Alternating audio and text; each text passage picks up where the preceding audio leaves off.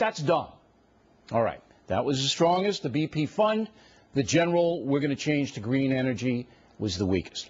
Let's now go to some of our astute Fox News analysts. First up, joining us from Wasilla, Alaska, former governor of that state, Sarah Palin. All right, did you have a big beef with the president tonight in any way, Governor?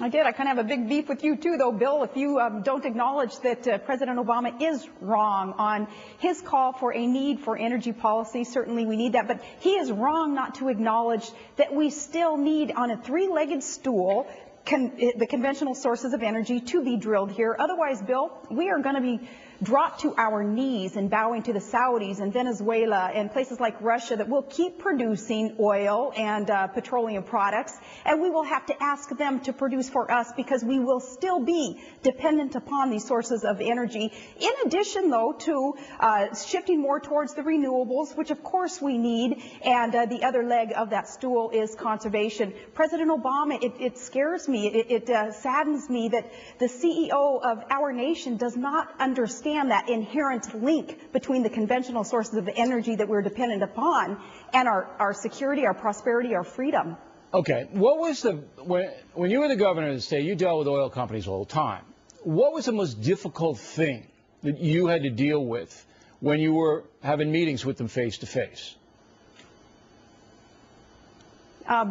Believing that their perception of what the circumstances were in any situation that we dealt with them, whether it be a spill or lax infrastructure maintenance or the value of the resource that was being sold, in any of those issues, it was believing what they were telling me and my administration in terms of their perspective on what the facts were. Now, here's where the problem lies with President Obama in waiting so long, 8 weeks before meeting with the CEO of BP and with the high-ranking officials that have been calling the shots. He has allowed this industry player to get to define the facts, so they are just in this position of having astronomical maximum liability exposure. He's allowed them to define the facts of this spill.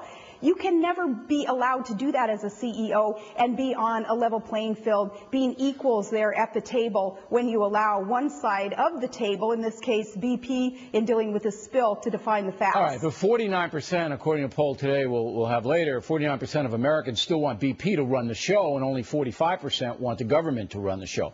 Just so most Americans aren't down with the Obama administration calling the shots. Now, President Obama basically is, as Charles Krauthammer pointed out, a dreamer. I mean, he wants, I think, good for the nation as far as energy is concerned. You made a very valid point. We can't throw the oil people under the bus. If we do that, our economy is going to tank totally. And if we spend billions of dollars on pie-in-the-sky stuff that doesn't work, we're going to go bankrupt. So what is your solution here, Governor? What would you do tonight? Tell the nation tonight what you would have said your main point in that speech. Go. Stopping the gusher. That's the #1 priority of the nation. But nobody knows how to do it. That all technology is being thrown at this problem.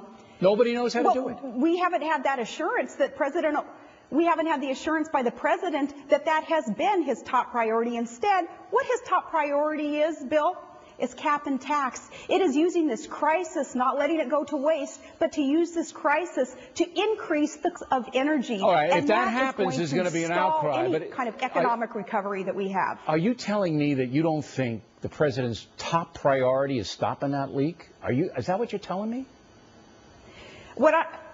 What I'm telling you is that is not what I am hearing and what the American public is hearing from the top official in our government. And that's why those poll numbers show that, no, the public, we don't know where to turn. If we can't trust BP to be able to fix this leak, we know we can't trust government because they've had 8 weeks of overseeing, of regulating, and coaching this whole process, this whole issue of stopping the leak, and they haven't succeeded in doing it. Okay. So the people are very, very frustrated. And that's right. We have to know that President Obama's #1 priority is to stop the leak. But I'm assuming that it is, I'm assuming that it is. But look, the reason I'm pleased to have you on the program tonight is that there is not a governor in the United States who has more experience than you do dealing with the oil companies. You've already said you can't believe them, that their word doesn't mean much when you're debating issues as far as the oil company's interests and the interests of the people. You can't believe them. Okay.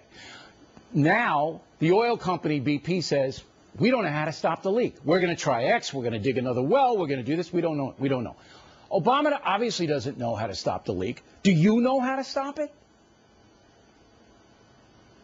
Well, then what the federal government should have done was accept the assistance of foreign countries, of entrepreneurial Americans who have had solutions that they wanted presented. They can't even get a phone call returned, Bill.